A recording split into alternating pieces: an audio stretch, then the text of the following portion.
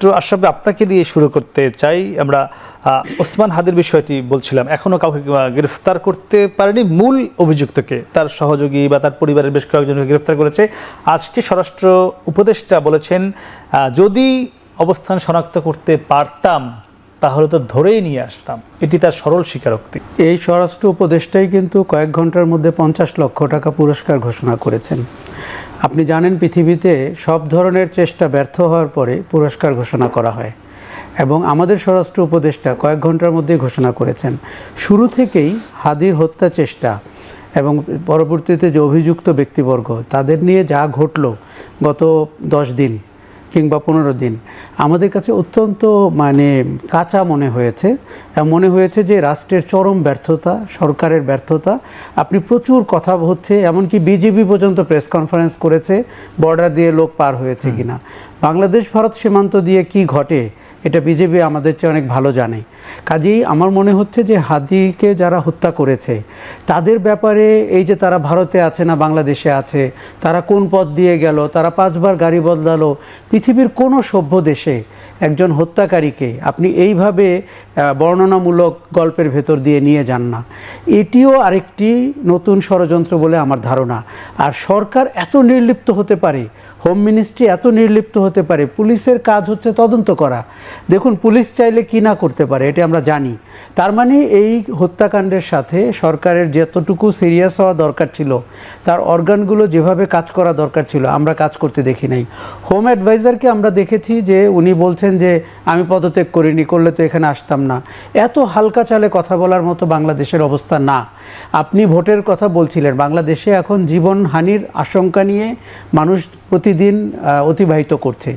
আপনি সম্প্রতি যে ঘটনাগুলো ঘটেছে, বিশেষ করে হাদি মারা যাওয়ার পরে বাংলাদেশ রাষ্ট্রে যেই দুর্ঘটনাগুলো ঘটেছে, সন্ত্রাসী কর্মকাণ্ড ঘটেছে, আমরা সরকারের অস্তিত্ব নিয়ে প্রশ্ন করতে বাধ্য হচ্ছি, সরকারের নৈতিক অবস্থান নিয়ে প্রশ্ন করতে বাধ্য হচ্ছি।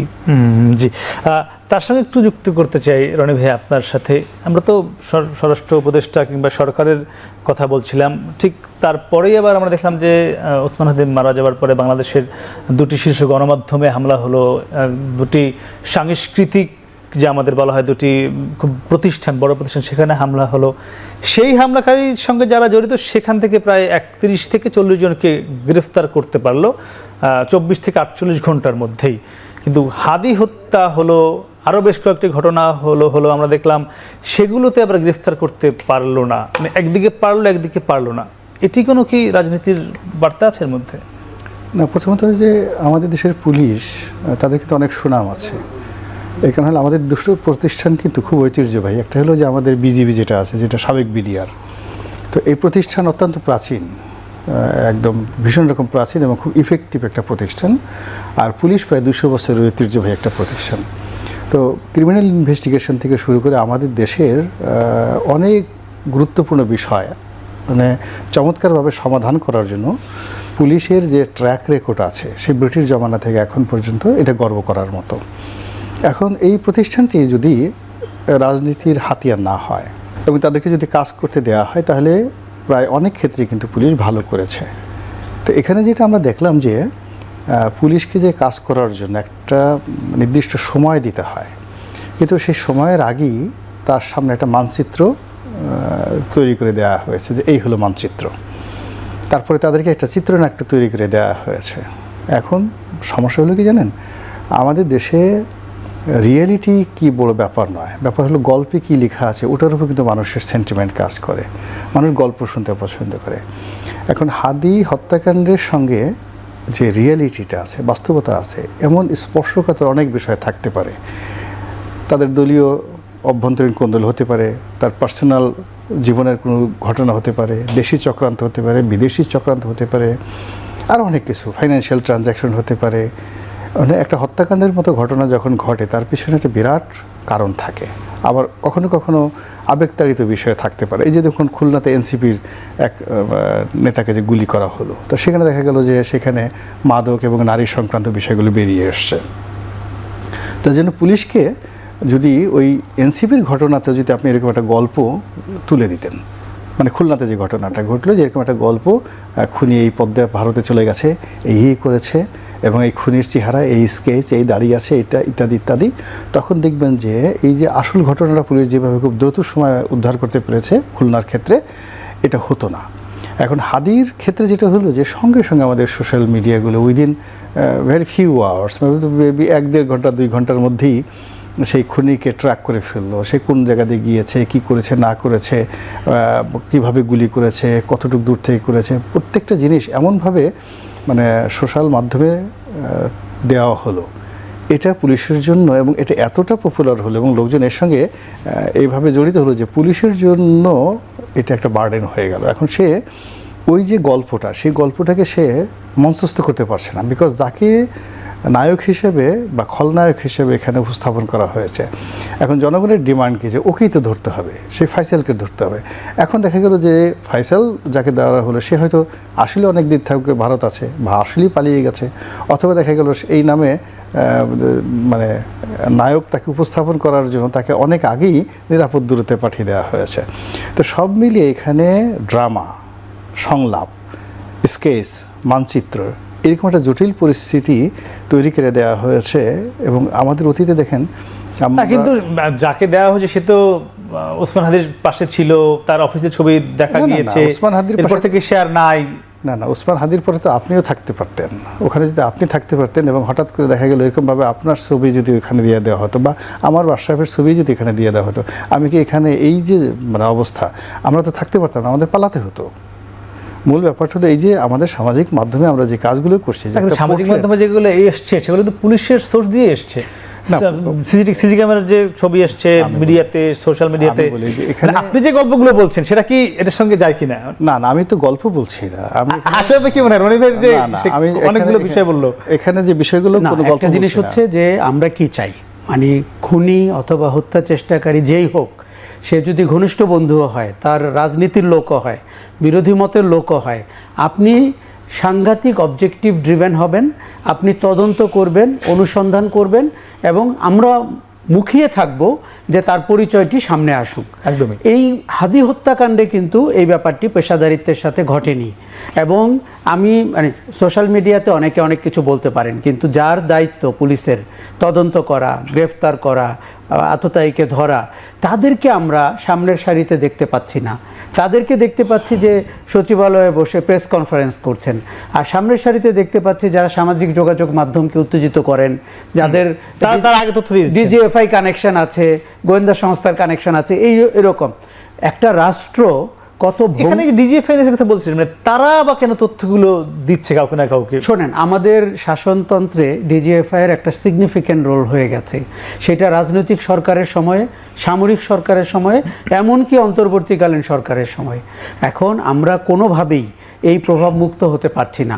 কারো কারো যখন অ্যাক্সেস থাকে, আমরা প্রায় বলি এটা কি ডিজিএফআই এর খেলা কিনা। আপনি খেয়াল করে দেখেন, রাজনীতির মাঠেও দলবদল, দল সোশ্যাল মিডিয়া বলছে অভিযুক্ত তাদের হাতে আছে কিনা, তাদের হাতে আছে কিনা, নানান শঙ্কা শোনা যায়। এটা কখন বেশি হয়? যখন সরকারটি দুর্বল হয়, যখন সরকার খেই হারিয়ে ফেলে, যখন সরকারের সক্ষমতা থাকে না। দেখুন, একটা অনির্বাচিত সরকারের সময়ে অনেক ধরনের মহল তৎপর হতে পারে, অনেকেরই অনেক ধরনের অবজেক্টিভ আছে। সরকারকে তো শক্ত হাতে জনগণের নিরাপত্তা দিতে হবে, এখানে কোনো রকমের আপোষ করার সুযোগ নাই। আমরা সরকারটিকে দেখতে পাচ্ছি সবচেয়ে নির্লিপ্ত, সবচেয়ে অদৃশ্যমান, এবং সে কারণে এসব গল্প ডালপালা ছড়াচ্ছে। তা স্বাভাবিকভাবে আপনার কাছে গল্প ছড়াবে এবং আপনি এমন সব গল্পে মোহিত হতে শুরু করবেন যার সাথে হয়তো বাস্তবের সম্পর্ক কম। একদমই একদমই। আর একটু আপনার কাছে যেতে চাই, এই যে যখন অবস্থা নিরাপত্তার, আপনি জানেন যে এই নানান সংখ্যা চলছে, তখন সরকার নিজ উদ্যোগেও, আবার কেউ কেউ আবেদন করেছেও গানম্যানের জন্য। এবং আমি যতদূর জানি সর্বশেষ 20 জনকে গানম্যান দেওয়া হয়েছে। বিভিন্ন রাজনৈতিক নেতা রয়েছে এবং কেউ কেউ জুলাই যারা সামনে সারিতে ছিলেন তারাও রয়েছে। এর মধ্যে আবার 2 জন কিছুক্ষণ আগেই আমি যখন টক শুরু করছি, তারা সেই গানম্যান প্রত্যাখ্যান করেছেন। গণ অধিকার পরিষদের নুরুল হক নূর এবং ডাকসু ভিপি সাদিক কায়েম। একদিকে সরকার দিল, তার মানে কি তারা চেয়েছে কিনা আমি জানি না, আবেদন করেছে কিনা, করলে তো মনে প্রত্যাখ্যান করার কথা না। তাহলে এই যে প্রত্যাখ্যান করা বা দেয়া, এটা কি আগামী নির্বাচনকে শৃঙ্খলিত করবে কিনা? সরকার 20 জন মতো রাজনীতিবিদদেরকে গানম্যান দিয়েছে। এর মধ্যে আবার ঢাকা বিশ্ববিদ্যালয়ের ভিপি সাদিক কায়েম এবং গণ অধিকার পরিষদের সভাপতি নুরুল হক নূর, তারা গানম্যান প্রত্যাখ্যান করেছেন। আমার প্রশ্ন হলো যে এই গানম্যান দিয়ে যে এখন যে একটি নিরাপত্তাহীনতা দেখা দিয়েছে, এই নিরাপত্তা বজায় রাখা সম্ভব কিনা ভোটের মাঠে? না, এটা সম্ভব না, এটা আরও বরং বুমেরাং হয়ে পড়বে। আমাদের দেশের নির্বাচনটা একটা গতানুগতিক ট্রেডিশনাল পদ্ধতি। এই পদ্ধতির বাইরে ম্যানুয়াল, মানে আমরা এখানে ডিজিটাল এখনও কোনো কিছু এখানে অ্যাকসেপ্টেড হয়নি। তো সেখানে মিছিল করতে হবে, মিটিং করতে হবে, সেখানে কিছু উত্তেজনা থাকবে, সব কিছু থাকবে, উন্মুক্ত মাঠে যেতে হবে, ভোটারদের সঙ্গে সব কিছু করতে হবে। এই ট্রেডিশনের বাইরে আমরা ভারত, পাকিস্তান, বাংলাদেশ এখন পর্যন্ত এর বাইরে আমরা যেতে পারিনি। তো সেইখানে ট্রেডিশন হলো যে নির্বাচনের আগে অস্ত্র উদ্ধার হবে, যাদের বৈধ অস্ত্র আছে জমা দিতে হবে। তো এখন এখানে যদি 300, এক একটা দলে 300 প্রার্থী, সব মিলিয়ে আনুমানিক ধরেন 3000 প্রার্থী হয়। 3000 প্রার্থীর মধ্যে ধরুন যদি 1500 জনের বৈধ অস্ত্র থাকে, আর গানম্যান যদি পায় এরকম 50-60 জন, 100 জন, তাহলে আপনারও গানম্যান আছে, আপনারও অস্ত্র আছে, আমারও অস্ত্র আছে। তো সেখানে কি ধরনের একটা দুর্ঘটনা, কেন ওখানে এতটা উত্তেজনা তৈরি হয় যে সেই উত্তেজনার মধ্যে যে কোনো সময় যে কোনো দুর্ঘটনা ঘটে যেতে পারে।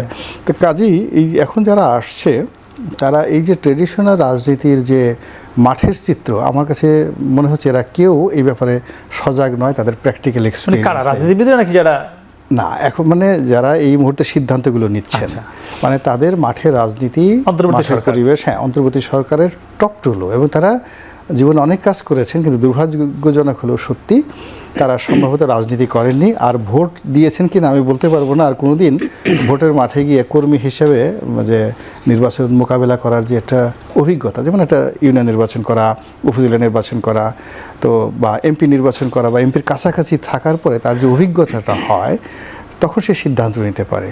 তো যখন একটা পলিটিক্যাল গভর্নমেন্ট থাকে, তার যে উইংসগুলো থাকে, সেটা যেভাবে অ্যাক্ট অ্যান্ড রিয়াক্ট করে, এখন তো আসলে পুরো মানে দেশের এই যে যা কিছু চলছে, তাদের সব কিছু আছে, জ্ঞান আছে, বিজ্ঞান আছে, বুদ্ধি আছে, কিন্তু পলিটিক্সটা, বাস্তব অভিজ্ঞতা পলিটিক্স নাই। জি, আশরাফ ভাই, এই যে বলছিলাম, এই যখন নিরাপত্তার অবস্থা, দেশে সার্বিক শৃঙ্খলার একটি চরম বাজে অবস্থায় চলছে, এর মধ্যে তারেক রহমান ফিরছেন আগামী বৃহস্পতিবার দুপুর 12টা নাগাদ, মানে সেই শৃঙ্খলাটা বা সেই নিরাপত্তাটা কতটুকু দেখতে পাচ্ছেন? দেখুন, তারেক রহমানের আরও অনেক আগে ফেরা উচিত ছিল, এবং আমি বলবো 5ই আগস্টের পরপরই ফেরা উচিত ছিল। একজন রাজনীতিবিদ ওই দেশের নিরাপত্তা পরিস্থিতি, রাজনীতি, অর্থনীতির অংশ হয়ে উনি যখন কাজ করেন, তার গ্রহণযোগ্যতা অনেক বেশি হয়। তার চেয়ে বেশি যখন হিসাব নিকাশ বেশি করেন, তখন কিন্তু মানুষ একটু পিছপা হয়ে যায়। আমি বলবো একদম শেষ সময়ে উনি আসছেন, এবং দুর্ভাগ্যজনক হচ্ছে সবচাইতে অগ্নিগর্ভ বাংলাদেশ এখন, কেননা আমরা 5ই আগস্টের পরে এতটা অস্থিতিশীল, অস্থিরতা এবং এতটা আতঙ্কজনক পরিস্থিতি কিন্তু আমি মনে করি না গত 16 মাসে ছিল। এখন ওনার প্রত্যাবর্তন জরুরি, দলের জন্য, দেশের জন্য, নির্বাচনের জন্য, এবং আমি বলবো যে একটা গণতান্ত্রিক রূপান্তরের জন্য। কেননা আমরা কি দেখতে পাচ্ছি? আমরা দেখতে পাচ্ছি যে একটা দক্ষিণপন্থী রাজনীতি বাংলাদেশকে গ্রাস করে ফেলেছে, এবং সেটির নাম কি, কোন দল, এটি আমি যাচ্ছি না, কিন্তু আপনি পুরো চিত্রটি দেখতে পাচ্ছেন। তারা প্রশাসনে রয়েছে, তারা সরকারের অংশ, তারা মাঠ নিয়ন্ত্রণ করছে, তারা আগুন দিচ্ছে, তারা গার্মেন্টস কর্মীকে পুড়িয়ে মারছে, হিন্দু ধর্মাবলম্বী, এবং এমনকি বিএনপির এক নেতার বাসায় আগুন গেছে, যেখানে শিশু পুড়ে মারা গেছে। এই রকম নৈরাজ্যের ভেতরে উনি ফিরছেন। আমার মনে হয় যে তার অনেকটাই দক্ষতা, যোগ্যতা তৈরি হয়েছে। 17 বছর বিদেশে ছিলেন, তার দল তাকে সবচেয়ে বেশি রিকোয়ার করে, কেননা এই মুহূর্তে বাংলাদেশে স্থিতির জন্য বিএনপির মতো একটি মধ্যপন্থী, উদার, গণতান্ত্রিক রাজনৈতিক দলের বিকাশ হওয়া জরুরি। নাহলে আমরা যাদের হাতে পড়তে যাচ্ছি, বা যারা অনেকটাই বাংলাদেশ দখল করে নিয়েছেন, এবং যারা বলছে বিএনপির চেয়েও কি অন্যকে এগিয়েছে এই মুহূর্তে বাংলাদেশ, আমি বলবো মাঠে কিন্তু রাজনীতি করছে বিএনপির বাইরের শক্তি। বিএনপি বরঞ্চ তার দল গোছানোর কাজে ব্যস্ত। বিএনপির চিরায়ত যে সমস্যাগুলো আছে, যে তাদের রাজনীতিতে দখলদারিত্ব আছে, চাঁদাবাজি আছে, সেই অভিযোগ থেকে কিন্তু বিএনপি গত 15 মাসে বিচ্যুত হতে পারেনি। কিন্তু জামাতে ইসলামীকে আমরা দেখছি, আপনি যদি ক্যাম্পাসগুলোতে দেখেন যেভাবে ভোটের প্যাটার্ন চেঞ্জ হয়েছে, আমরা সারা দেশে যেভাবে বেহেশতের টিকিট বিক্রি করতে দেখছি, ধর্মের কথা বলতে দেখছি, আবার অনেক সময় মিষ্টি মধুর কথা বলতে শুনছি, সব কিছু মিলিয়ে আমার মনে হচ্ছে যে ভোটের আগে এটা একটা উইন্ডো ড্রেসিং, একটা দক্ষিণপন্থী অংশ যারা বাংলাদেশকে অন্ধকারে নিতে চায়, যারা ছায়ানট ভাঙচুর করে, পুড়িয়ে দিতে চায়, উদীচী পুড়িয়ে দিতে চায়। এরা আমাদের সংস্কৃতির মূলে আঘাত করতে চায়। এখানে ধর্মের কোনো, সত্যিকার ধর্মের কোনো রোল নাই, এখানে ধর্ম অপব্যবহৃত হচ্ছে। রনি ভাই, যেটি বলছিল আশরাফ ভাই যে তারেক রহমান ফিরতে দেরি করেছেন, এরপরে একটি দক্ষিণপন্থী দলের উত্থান হয়েছে, সুযোগ পেয়েছে, মানে আপনার কি মনে হয় তিনি তো ফিরছেন, শেষ পর্যন্ত ফিরছেন, মানে এই যে দেরিটা কেন নিলেন, মানে কোনো কি যুক্তি পেয়েছেন? আমি আসলে কোনো চিন্তা করিনি, আমি তার সাথে একমত। আমার কাছে যেটা মনে হলো যে উনি যদি আগস্ট মাসের 6 তারিখে চলে আসতেন বা খুবই ভালো হতো নিশ্চয়ই। সবচেয়ে একটা যদি চার্টার প্লেন করে উনি 5 তারিখে আসতেন, তাহলে এই সরকার গঠন থেকে শুরু করে সব ক্ষেত্রে বিএনপির যে একটা সুবিধাজনক অবস্থানে থাকতো, তাতে আমার কাছে মনে হচ্ছে 2024 সনের ডিসেম্বর মাসে কিন্তু নির্বাচনটা হয়ে যেত এবং বিএনপির কথা মতে সব কিছু হতো, এবং অন্যান্য যে দক্ষিণপন্থা যে গ্রুপগুলোর যে উত্থান হয়েছে গত 14-15 মাসে, এটা হতো না। তো কাজেই ওই সময়টাতে তিনি কেন আসেননি, কী কারণে আসেননি, এটা তিনি ভালো বলতে পারবেন, আমি জানি না।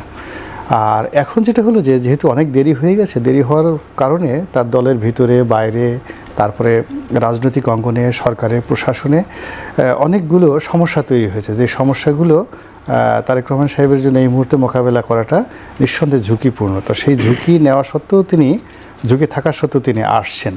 তো এটা ভালো। গণতন্ত্রের জন্য আলটিমেটলি একটা নেতার যদি সাহস না থাকে, ঝুঁকি নেওয়ার ক্ষমতা না থাকে, তাহলে তো কেউ তাকে নেতা মানবে না।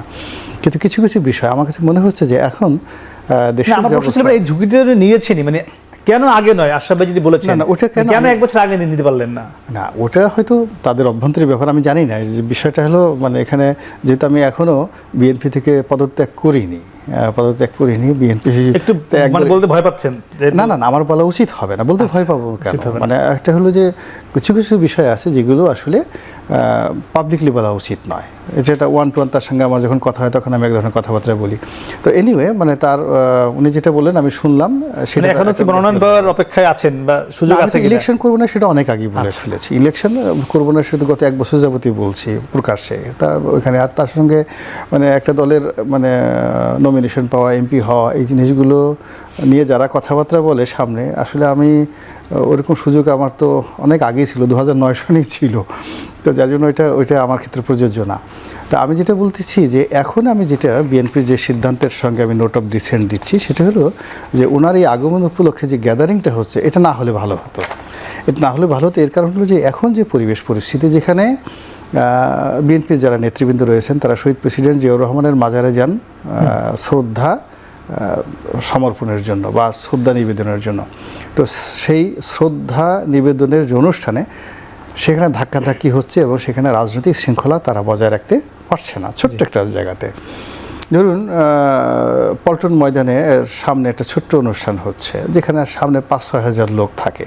তো সেখানে মঞ্চে বসি নিয়ে সবসময় কিন্তু অপ্রীতিকর ঘটনা ঘটে। এটা আমলিগো ছিল। হ্যাঁ, তো সেখানে যদি তারা যে কথাগুলো বলছে, 1 কোটি লোকের সমাবেশ হয় 300 ফিট জায়গাতে, এবং ঢাকাতে লোকে লোকারণ্য হয়ে যায়। তো এটা আসলে এই রাষ্ট্রের পক্ষে, এই সরকারের পক্ষে এই মুহূর্তে ইটস এ হিউজ বার্ডেন, যেখানে এটা শৃঙ্খলা দেওয়ার কোনো সাধ্য সরকারের নাই। এটা মানে আপনি ডেইলি স্টারের ব্যাপারে এক পুলিশ কর্মকর্তার বক্তব্য শুনলাম। তো তারা মোরালি কতটা দুর্বল, সে বলে যে আমাদের উপর পাল্টা আক্রমণ হতে পারে। এক পুলিশ কর্মকর্তা বললেন যে আমাদের উপর পাল্টা আক্রমণ হতে পারে, এই জন্য আমরা স্পটে দাঁড়িয়েছিলাম, এই জন্য আমরা অ্যাকশনে যেতে পারিনি। তো এই অবস্থাতে যদি ওখানে কারা মব করেছে, আমার কাছে মনে হচ্ছে না যে 200-300 লোকের বেশি ডেইলি স্টারে গেছে। ইভেন যদি ডেইলি স্টারে এবং যাকে বলা হয় আমরা যদি পলিটিক্যাল লোক হতাম, ওখানে ডেইলি স্টার এবং প্রথম আলোতে যে কজন দারোয়ান পিয়ন সব লোক আছে, তারা যদি একটা হকি স্টিক নিয়ে সামনে খালি দাঁড়াতো, সামনে ওই যে কজন লোক ওখানে ভাঙচুর করছে, দেখবেন যে আব্বা আব্বা করে চিৎকার করছে, দৌড়ে এসে মানে শাহবাগ এসে পানি খেয়ে হতে পারতো। রনি ভাই যাবো, আশরাফ ভাই যেটি রনি ভাই বলছে পুলিশের উদ্ধৃতি দিচ্ছিল, ওই পুলিশ কর্মকর্তা এমনটি বলছিলেন যে যদি আমরা এটি থামাতে যেতাম তাহলে আমাদের গুলি করতে হতো, গুলি করলে এখানে লাশ পড়তো, তা আমরা সেটি করতে চাইনি, এই জন্য নিরাপত্তাটা ওখানে হয়নি। সেই মুহূর্তে রনি ভাইয়ের প্রশ্ন হলো যে বিএনপি একটি বিশাল আয়োজন করছে, আমরাও দেখছি পুরো দেশ থেকে মানুষ আসবে, বিশেষ ট্রেনের ব্যবস্থা করা হয়েছে, নিশ্চিতভাবেই শত না হাজার হাজার বাস রিজার্ভ করে ঢাকা শহরে মানুষ আসবে। এই মুহূর্তে তারেক রহমান সেখানে আসবেন এবং গণসংবর্ধনা দেওয়া হবে, যেখানে আপনি বলছিলেন যে রাষ্ট্র 5 আগস্টের পরে এই মুহূর্তে সবচেয়ে অগ্নিগর্ভ, কতটা এটি তারেক রহমানের নিরাপত্তায় এবং বলা হচ্ছে যে বাংলাদেশের ইতিহাসে সবচেয়ে বড় গণসংবর্ধনা কিংবা বড় তাকে রিসিপশন দেওয়া হবে বিমানবন্দরে। এবং এখানে বলা হয়েছে যে বিএনপির যিনি মহাসচিব তিনিই বলেছেন যে যেদিন তারেক রহমান ঢাকায় নামবে সেদিন ঢাকা কাঁপবে। এই যে ঢাকা কেঁপে উঠবে, এটা নিরাপত্তা দেওয়ার জন্য এই অন্তর্বর্তী সরকার কতটা প্রস্তুত? বা দেখুন, এই নিরাপত্তার দায়িত্ব বিএনপিকে নিতে হবে, কারণ সরকারকে আমরা সেই জায়গায় খুব একটা সক্ষমতা দেখছি না, সক্ষমও না সরকার। আবার বিএনপির জন্য এটি একটি ঘটনা হতে হবে যাতে ইতিহাসে রেকর্ড থাকে 17 বছর পরে তারেক রহমান নির্বাসিত জীবন থেকে আসার পরে কয়েক লক্ষ, 50 লক্ষ, 10 লক্ষ, 5 লক্ষ কিছু একটা সংখ্যা আপনাকে করতে হবে। এখন এই দায়িত্ব যেমন 300 ফিটকে সিলেকশন করা কিন্তু আমার মতে শহরের অন্য অঞ্চল থেকে, মানিক মিয়া বলি, সরোয়ার্দী উদ্যান বলি, তার ভালো হয়েছে। আরও একটি ভালো হয়েছে, হিসাব করতেও সুবিধা হবে, কারণ আপনি চওড়া জানেন 300 ফিট আর আপনি লম্বায় কত কিলোমিটার হলো এটা আপনি অঙ্ক করে বের করতে পারবেন। আমাদের রাজনীতিতে এখন পর্যন্ত কিন্তু শারীরিক সক্ষমতা, প্রদর্শনবাদিতা এগুলো খুব ইম্পর্টেন্ট রোল প্লে করে। যেমন আমরা যদি জিয়াউর রহমানের জানাজার কথা এতদিন বলতাম, সেটি আমরা দীর্ঘদিন জানতাম যে, যেহেতু জানাজার কথা বললেন, মানে ওসমান হাদির জানাজার পরে কি এই ঢাকা কাঁপানোর বিষয়টি আরো গুরুত্ব বেড়ে গেল না? আমি আপনাকে বলি, ওসমান হাদির জানাজায় যে পরিমাণ লোক সমাগম হয়েছে সেটি অবিশ্বাস্য। কেননা তার যে রাজনীতি, তার যে মতাদর্শ, তার বাইরেও আমি নিজে ওই জানাজায় প্রত্যক্ষদর্শী হতে চেয়েছি ইতিহাসের স্বার্থে। আমার মনে হয়েছে সারা দেশের থেকে, বিভিন্ন জেলা থেকে মানুষ এসেছে দেখতে যে ঘটনাটা কি ঘটে। এবং হাদির মতো এরকম একটা সারপ্রাইজিং ক্যারেক্টার একেবারেই মানে ধূমকেতুর মতো আমাদের সমাজ জীবনে ঢুকেছে। বিএনপি চাক বা না চাক, তার সামনে একটি চ্যালেঞ্জ হয়ে গেছে সেই জানাজার জনসংখ্যা। এখন 25 তারিখে তাকে 300 ফিটে এমন একটি সমাগম করতে হবে। তবে আমার ধারণা বিএনপির যেই সক্ষমতা, বিএনপির যে জনপ্রিয়তা, সমর্থন, তারেক রহমানের প্রতি মানুষের যে আকর্ষণ, উনি এতদিন পরে আসছেন, একটা বিশাল সমাবেশ বিএনপি এমনিতেই করতে পারে। সবকিছু বিবেচনা তারেক রহমান কি এই মুহূর্তে এসএসএফ সুবিধা দেওয়া উচিত? মানে আমি মনে করি তাকে রাষ্ট্রীয় সর্বোচ্চ নিরাপত্তা সুবিধা দেওয়া উচিত। দেখুন, আপনি একটু আগে ডেইলি স্টার, প্রথম আলো আগুন দেওয়া এবং পুলিশ অফিসারের কথা বলছিলেন, আমি পুলিশ অফিসারের সাথে একমত না। পৃথিবীর দেখুন, তারা সন্ত্রাসী, তারা আগুন দিয়েছে, তারা লুটেরা, তারা আপনার আমার কম্পিউটার নিয়ে দৌড় দিচ্ছে। পৃথিবীর যে কোনো দেশে লুটেরাদেরকে যেভাবে ডিল করা হয়, বাংলাদেশে ওই রাতে ওইভাবে ডিল করা উচিত ছিল। সে কোন ধর্মের লোক, সে কোন দলের লোক, সে টুপিদারিওয়ালা কি না, এগুলো দেখার বিষয় না। ল অ্যান্ড অর্ডার ওইভাবেই ডিল করতে হয়। আজকে যদি সেটা করতো, আপনি খেয়াল করেন, এই যে আপনি বলছিলেন যে প্রথম আলো ডেইলি স্টারে 30 জনের মতো আটক করা হয়েছে, এটি শক্ত হাতে আপনি দমন করেন, আগামী 10 বছর আপনি কোনো নাশকতা দেখতে পাবেন না। হাদির ক্ষেত্রে আমরা যে জায়গায় ব্যর্থ হয়েছি, ডেইলি স্টার, প্রথম আলোতে কিন্তু আমরা ওই জায়গায় সফল হয়েছে এখন পর্যন্ত। এমনকি ময়মনসিংহের ঘটনায়ও কিন্তু 11 জনকে গ্রেফতার করা হয়েছে। কাজে আমি বলবো যে তাকে সর্বোচ্চ নিরাপত্তা দেওয়া উচিত, সুবিধা দেওয়া উচিত অবশ্যই। আপনি ভারতের কথা চিন্তা করেন, ভারতে আপনার ইন্দিরা গান্ধী পরিবার জেড ক্যাটাগরির এই এসএসএফ সুবিধা পাচ্ছে। তারা তো অনেক সময় রাজনৈতিকভাবে মারামারি করছে, মাটা করছে, জেলে যাচ্ছে, গ্রেপ্তার হচ্ছে, কিন্তু তার ওই রাষ্ট্রীয় যে তার যে নিরাপত্তা, সোনিয়া গান্ধী, প্রিয়াঙ্কা গান্ধী এবং তারা আছে। পাকিস্তানে একই অবস্থা, ভুট্টো পরিবার অর্থাৎ বিলাল ভুট্টো কিন্তু এই প্রোটেকশনটা পেয়ে থাকে। বাংলাদেশেও ছিল, হ্যাঁ, বাংলাদেশে সেখানে বলছে। হ্যাঁ, তো যার জন্য এখানে এই মুহূর্তে তারেক রহমান সাহেবের যে গুরুত্ব বা তার যে ঝুঁকি, সব মিলিয়ে তাকে রাষ্ট্রের সর্বোচ্চ পুরস্কার, মানে যাকে বলে নিরাপত্তা, তার জন্য অপরিহার্য। এর কারণে এখানে যদি পান থেকে চুন খসে কিয়ামত হয়ে যাবে। তো এটির সঙ্গে প্রশ্ন যেটি বলছিলেন, যেমন ওসমান হাদির জানাজা যেমন একটি বিএনপিতে প্রভাব ফেলবে, ঠিক ওসমান হাদির এই যে জানাজা বা ওসমান হাদির যে দর্শন, যেটি হয়তো বিএনপি, জামাত, এনসিপির সঙ্গে পুরোপুরি কারোর সঙ্গে মিলবে না, এটি বাংলাদেশের সামগ্রিক রাজনীতিতে একটি প্রভাব ফেলবে কিনা আগামীতে? মানে আমি এখানে একটা জিনিস বলি যে তারেক রহমান সাহেবের এই যে অনুষ্ঠানে লোক আনা বা ওসমান হাদির ক্ষেত্রে যে ঘটনাটা ঘটেছে, সেটা বিএনপির জন্য নাও ঘটতে পারে। এই কারণে এখানে আমাদের দেশের মানুষ অ্যাক্ট করে, রিয়্যাক্ট করে হলো কিউরিসিটি থেকে। যেমন আমাদের দেশের সবচেয়ে বেশি মানুষ আসছে, একত্র হয়েছে। ইভেন বঙ্গবন্ধুর 7ই মার্চের ভাষণের যে দিন, ওই চাইতো দ্বিগুণ লোক হয়েছিল যেই দিন আইয়ুব খান প্রথম বাংলাদেশে এসেছিল। আচ্ছা, আইয়ুব খানের আবার যে লোক আসছিল, তার সাথে আবার বেশি লোক এসেছিল ফাতিমা জিন্নাহ যখন বাংলাদেশে এসেছিলেন পাকিস্তান জমানাতে, ওই রেকর্ড কিন্তু এখনও করতে পারে নাই। তো এটা কেন হয়েছে? বিকজ মানুষের কিউরিসিটি ছিল। একটা সময় ঢাকা শহরে ওই যখন প্রথম সৌদি এয়ারলাইন্সের প্লেন আসলো, তো আসার পরে এখন সমস্ত এই যে তাবলিকের হুজুর আছে, লক্ষ লক্ষ মানুষ কিন্তু এয়ারপোর্টে চলে গিয়েছিল। এই জন্য মনে করছে যে নবীর দেশের লোক আসছে, সেই পাইলটকে সংবর্ধনা জানানো। রাজনীতিতে প্রভাব পড়বে কিনা? কোনটা রাজনীতি? এই যে ওসমান হাদি না, ওসমান হাদির এই বিষয়টা হলে কি, ওইটা আবেগের একটা জায়গা, আবেগের ওই জায়গাটা চলে গেছে। এখন যদি ইনকলাব মঞ্চ বা ওসমান হাদিকে সবকিছু করতে হয়, তাহলে বিএনপির মতো সাংগঠনিক ক্ষমতা দেখাতে হবে। আবেগ দ্বিতীয়বার হয় না। সংগঠন নাই, না ব্যক্তি, এটা হবে না। আপনার শাপলা চত্বর একবারই হয়েছে, গণজাগরণ মঞ্চ একবারই হয়েছে, হাদির এই ঘটনা একবারই হয়েছে, দ্বিতীয়বার হবে না। জি, আশাফ একটু আপনার কাছে ফিরতে চাই। গণভোট নিয়ে জাতীয় নির্বাচন তো হবেই, সেটি এগোচ্ছে, কিন্তু এই অন্তর্বর্তী সরকার বা আপনারাও যারা জুলাই আন্দোলনে আমরা দেখেছি আপনারা গুরুত্ব রেখেছেন, সামনে ছিলেন, গণভোট একটি বড় চাওয়া, কিন্তু সেটি সরকার কতটা মানুষকে পৌঁছাতে পারলো? আগামী নির্বাচনে এই ধানের শীষ, দাড়িপাল্লা বা শাপলা কলির ভিড়ে মানুষকে গণভোট কি মনে রাখ? নির্বাচনের তারিখ তো ঘোষণা হয়েছে, সেখানে জাতীয় নির্বাচন হবে, গণভোটও হবে। আমার জিজ্ঞাসা আজকে যে ভোটের গাড়ি ছেড়েছে এই সরকার, আপনি জানেন যে আনুষ্ঠানিকভাবে সেখানেও গণভোটের পক্ষে হ্যাঁ ভোট চেয়েছেন প্রধান উপদেষ্টা, তিনি, আপনি নিশ্চয়ই দেখেছেন। দেখেছি। আমার প্রশ্ন, গণভোট কতটা প্রভাব ফেলবে এই ধানের শীষ, দাড়িপাল্লা বা শাপলা কলির পাশাপাশি? আমি খুব সন্দেহান, কেননা আমরা যে টালমাটাল রাজনৈতিক সময় পার করছি, এই যে আমি বললাম দক্ষিণপন্থীরা একটা নতুন রাজনীতির আতঙ্ক ছড়িয়ে ফেলেছে বাজারে, আবার ধানের শীষ, দাড়িপাল্লার মতো মার্কা রয়েছে। আপনি এই ডামাডোলের ভেতরে গণভোটের পক্ষে বা আপনি কি প্রচারণা দেখতে পাচ্ছেন? দেখুন, 20টা গাড়ি বা 10টা গাড়ি নামালে বাংলাদেশের মতো দেশে যে খুব বেশি প্রচারণা সহযোগিতা হয় তা না।